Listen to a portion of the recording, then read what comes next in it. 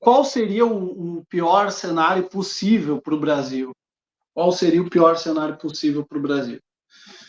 Como tu mesmo já disse, não é? O Rio Grande do Sul é um grande produtor de alimentos. O agronegócio é um quarto do PIB, 24,6%, se eu não me engano.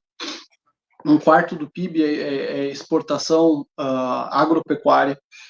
E o Brasil é um dos maiores produtores de arroz do mundo. E o Rio Grande do Sul é o maior produtor de arroz do Brasil, primeiro lugar em produção de arroz. Produção de suíno, produção de carne. E esse desastre, com toda certeza, ele vai impactar a balança comercial brasileira, certo? Já não existe mais dúvida. Nós temos a cadeia econômica do Rio Grande do Sul, todas as cadeias de infraestrutura, elas estão paradas, né? Nós temos cadeias de distribuição de suínos, as colheitas foram destruídas, né? Principalmente de arroz, né? Para essa época do ano. Então, provavelmente a gente vai ter dólar aí a R$7. E caso caso as pessoas não lembrem, o que derrubou a Dilma não foi o MBL, não foi o Fora Dilma. O que derrubou a Dilma foi uma série de fatores que estão presentes agora no governo Lula 3. E é interessante a gente pensar que nós temos um conjunto de fatores que fortalecem muito uma candidatura do Eduardo Leite. Eu temo muito por isso, porque as pessoas não estão vendo que, com tudo isso, o Eduardo Leite está sendo preparado. Primeiro, ele foi fabricado, ele é dos Young Leaders, né? É um dos quadros do Young Leaders. Vocês podem ver que todo mundo que é formado pela Young Leaders ou pela Fundação Lehman, a Folha de São Paulo é relações públicas do sujeito. Vocês podem ver, cara, Folha de São Paulo postando sobre Eduardo Leite. Folha de São Paulo. O que a Folha de São Paulo tem de tão especial para ser relações públicas dos quadros do programa Young Leaders? Ligação com a Fundação Schwab. Vai lá no site da Folha de São Paulo, digita Fundação Schwab. Ponto. Tá respondido aí. Se Geraldo Alckmin chega à presidência da República, vira chefe do Executivo, tem nas mãos todos os cargos do Poder Executivo, tem em mãos todos os meios que um presidente da República dispõe. Ele iria construir uma candidatura de presidência da República com quem? Isso é uma coisa que nós já precisamos nos perguntar, porque a crise econômica já está às portas, e nós temos os fatores políticos que geralmente acabam derrubando o presidente.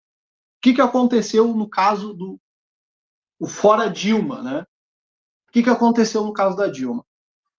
Vice-presidente era o Michel Temer, era do MDB. E o que aconteceu? Michel Temer teve acesso ao mapeamento de cargos que o Poder Executivo disponibilizava para a manutenção da base aliada, né? O que aconteceu foi que o Eduardo Cunha chegou à presidência da Câmara, teve acesso ao mapeamento desses cargos, e o MDB sabia quais eram os cargos que mantinham a base aliada do PT. O que aconteceu? Em posse dessas informações, o Michel Temer podia exonerar, podia negociar, não é? Podia manter ou não manter os cargos. E hoje nós vemos um Geraldo Alckmin distante da articulação política do governo petista. Por quê? Justamente para não ter acesso a essas informações. Porque uma vez tendo acesso ao mapeamento desses cargos dentro do Poder Executivo, Geraldo Alckmin pode sentar diretamente com o centro e negociar um impeachment do presidente Lula.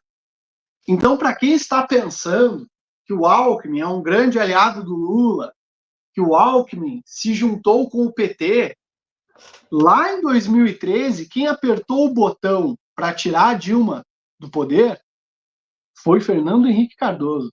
Fernando Henrique Cardoso é um dos homens mais poderosos do Brasil. Vocês precisam ter isso em mente. Fernando Henrique Cardoso aperta um botão, as ONGs se mobilizam, o diálogo interamericano se mobiliza, a comissão trilateral se mobiliza, quiçá o Partido Democrata começa a fazer telefonemas.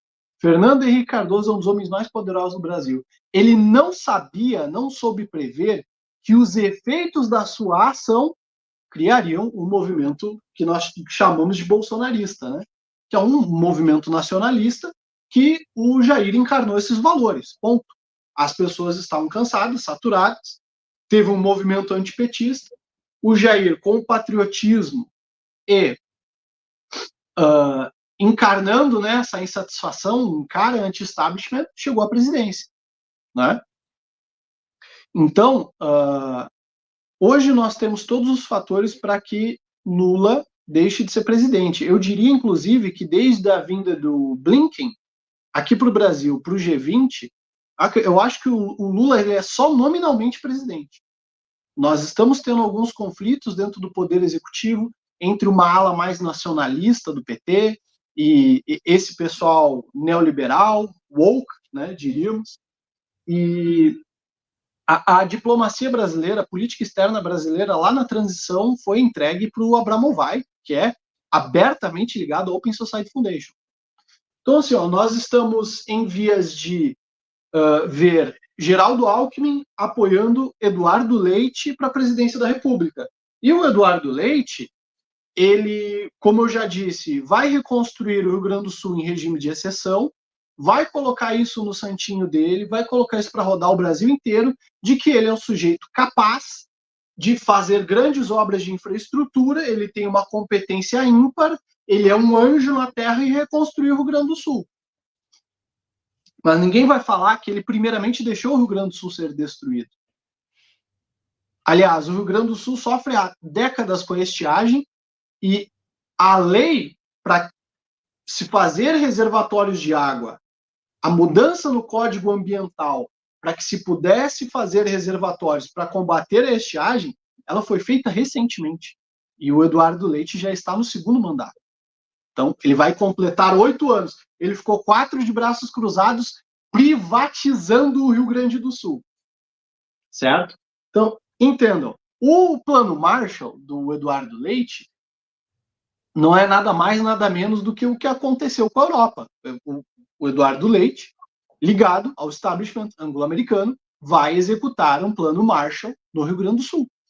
O Rio Grande do Sul não acabou. Tem total condições de voltar ainda mais forte se utilizar de uma moratória, de um abatimento de impostos para reconstruir o seu poder industrial.